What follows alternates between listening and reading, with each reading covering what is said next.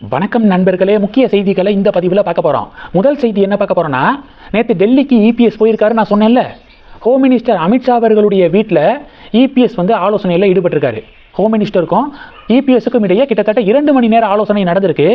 2026 சட்டப்பேரவை தேர்தலில் என்டிஏல இருக்கக்கூடிய கட்சிகளுக்கு இடையேயான தொகுதி பங்கீடுகள் தொடர்பாக மெயின் ஆலோசனை நடைபெற்றதாக செய்திகள் வலம் வருது.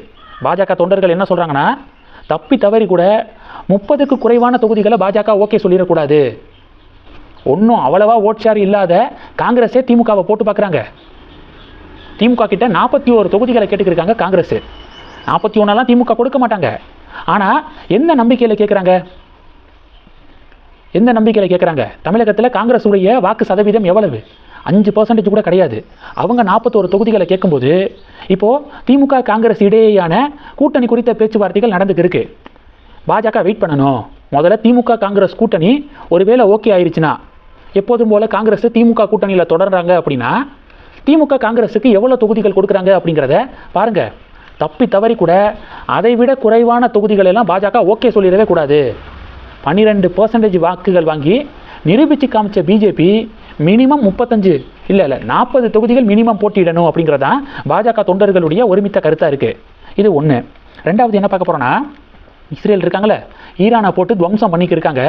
ஒரு பக்கம் ஈரான்னா, இன்னொரு பக்கம் லெபனானுக்குள்ளே இஸ்ரேலுடைய இராணுவம் உள்ளே புகுந்து ஹிஸ்புல்லா தீவிரவாத அமைப்பை சேர்ந்த பகுதிகள் இருக்குல்ல, ஹிஸ்புல்லா அமைப்புடைய இன்ஃப்ராஸ்ட்ரக்சர் எல்லாத்தையும் போட்டு தரைமட்டமாக்கிக்கிறதுக்கு இஸ்ரேல் இராணுவம். எத்தனை வருஷமாக போர் நடந்துக்கிருக்கு, சண்டை நடந்துக்கிருக்கு. ஸ்டில் ஒரு பக்கம் பொருளாதாரத்துலேயும் இஸ்ரேல் டவுன் ஆன மாதிரி தெரியலை. வழக்கம் போல் பொருளாதாரத்துலேயும் நல்லா தான் பெர்ஃபார்ம் பண்ணி ஸ்டெடியாக போய்க்கிருக்கு. இன்னொரு பக்கம் பாதுகாப்பு விஷயத்துலையும் எதிரி நாடுகளை துவம்சம் பண்ணிக்கிருக்கு அப்படின்னு பலர் இஸ்ரேலை பாராட்டுறாங்க. இப்போது லெபனான் கவர்மெண்ட் என்ன தெரியுமா, கிட்டத்தட்ட சரண்டர் ஆகியிருக்காங்க இஸ்ரேல் கிட்ட. என்ன சொல்லியிருக்காங்கன்னா, ஹிஸ்புல்லா அமைப்புக்கும் எங்களுடைய லெபனான் கவர்மெண்ட்டுக்கும் எந்த சம்மந்தமும் கிடையாது. இஸ்ரேல் என்ன சொல்கிறாங்கன்னா, இந்த ஹிஸ்புல்லா தீவிரவாத அமைப்புக்கு சோறு போட்டு வளர்க்குறதே லெபனான் கவர்மெண்ட் தான். நம்ம ஊரில் பாகிஸ்தான் இருக்கானுங்களே, நம்ம பக்கத்தில் தீவிரவாதிகளுக்கு அடைக்கலம் கொடுக்குறானுங்களே, அதே மாதிரி தான் லெபனான் கவர்மெண்ட்டு ஹிஸ்புல்லா தீவிரவாத அமைப்புக்கு அடைக்கலம் கொடுக்குது அப்படின்னு சொல்லிட்டு துவம்சம் பண்ணுது இஸ்ரேலு. இதே மாதிரி இஸ்ரேலுடைய ஸ்டைல்லையும் இந்தியன் கவர்மெண்ட்டு பாகிஸ்தானுக்குள்ளே புகுந்து தீவிரவாத கேம்ப்ஸ் இருக்கக்கூடிய பகுதிகளை அட்டாக் பண்ணணும், பயப்படணும். பாகிஸ்தானுக்கு இந்தியாவை டச் பண்ணுறதுக்கே பாகிஸ்தானை நடுங்கணும் அப்படின்னு இந்திய மக்கள் பதிவுகள் போட்டுக்கு இருக்காங்க. ஆக மொத்தம் லெபனான் கவர்மெண்ட் இப்போ என்ன தெரியுமா சொல்லியிருக்கு, ஹிஸ்புல்லா அமைப்புக்கும் எங்களுக்கும் எந்த சம்மந்தமும் இல்லை. அவங்கள தாக்கணும்னா அவங்கள என்ன வேணாலும் பண்ணிக்கோங்க, நாங்கள் தலையிடலை. ஆனால் எங்கள் நாட்டில் இருக்கக்கூடிய இன்ஃப்ராஸ்ட்ரக்சரை சேதப்படுத்தாதீங்க அப்படின்னு கண்ணீர் வடிக்காத குறையா இப்போ லெபனான் கவர்மெண்ட்டு இஸ்ரேலுக்கிட்ட கெஞ்ச தொடங்கியிருக்காங்க. இது 2. மூணாவது என்ன பார்க்க போகிறோம், இப்போது மிடில் ஈஸ்ட் ஃபுல்லாக சண்டை நடந்துக்கு இருக்குது. துபாய்க்கு, அதாவது மெக்காவில் தமிழக அரசு தலைமை ஹாஜி இருக்காங்களே, அவங்க மெக்காவுக்கு போயிருக்காரு போல். புனித ஹஜ் பயணம் போயிருக்காங்க, மெக்காவில் மாட்டிக்கிட்டாங்க, திரும்பி வர முடியலை. ஏன்னா சண்டை நடக்கிறதுனால வான்பரப்பை, அதாவது ஏர் ஸ்பேஸை எல்லா நாடுகளும் குறிப்பாக மிடில் ஈஸ்ட் கண்ட்ரிஸ் எல்லாமே மூடிட்டாங்க. எந்த விமானங்களும் எங்கள் நாட்டுடைய ஏர் ஸ்பேஸில் பறக்கக்கூடாது அப்படின்னு சொல்லிட்டு ரெஸ்ட்ரிக்ஷன் போட்டாங்க.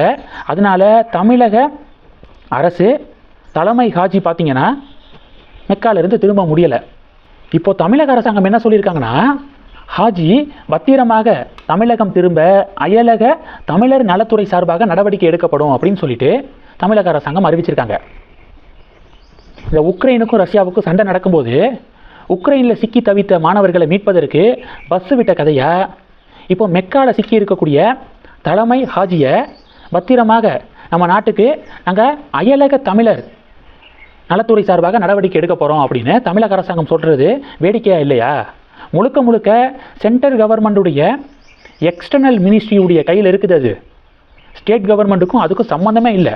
ஸ்டேட் கவர்மெண்ட்டு கடிதம் மட்டும்தான் எழுத முடியும்.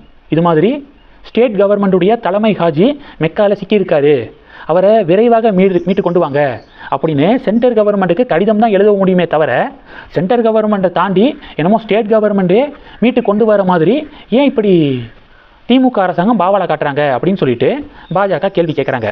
இது 3. 4வது என்ன பார்க்க போகிறோம், அண்ணாமலை அவர்கள் திமுகவை கடுமையாக விமர்சனம் பண்ணியிருக்காரு. என்ன செய்தினா, சமீபத்தில் டெல்லிக்கு போன இண்டிகோ விமானம் இருக்குல்ல, அந்த இண்டிகோ விமானத்தில் திருவள்ளூர் மாவட்ட திமுக கவுன்சிலர் பிரபாகரன் அப்படிங்கிற திமுக கவுன்சிலர் என்ன பண்ணியிருக்காருன்னா ஏர் ஹோஸ்டஸ்கிட்ட பாலியல் ரீதியாக அத்துமீறி இருக்காரு. உடனடியாக அந்த ஏர் ஹோஸ்டஸ் காவல் நிலையத்தில் புகார் கொடுக்க, ஃப்ளைட்டை விட்டு இறங்கின உடனே காவல் நிலையத்தில் புகார் கொடுக்க, இப்போது திமுகவுடைய கவுன்சிலர் கைது செய்யப்பட்டிருக்காரு அப்படிங்கிற செய்தி வலம் வருது. ஸோ இந்த செய்தியை ஷேர் பண்ணி அண்ணாமலை திமுகவை மிக கடுமையாக கிரிட்டிசைஸ் பண்ணியிருக்காரு. இது ஒரு பெரிய பரபரப்பை ஏற்படுத்தியிருக்கு. இந்த செய்திகளை பற்றி உங்களுடைய பார்வைகளை மறக்காமல் கமெண்ட் பண்ணுங்கள். தொடர்ந்து கணக்கில் இருங்க.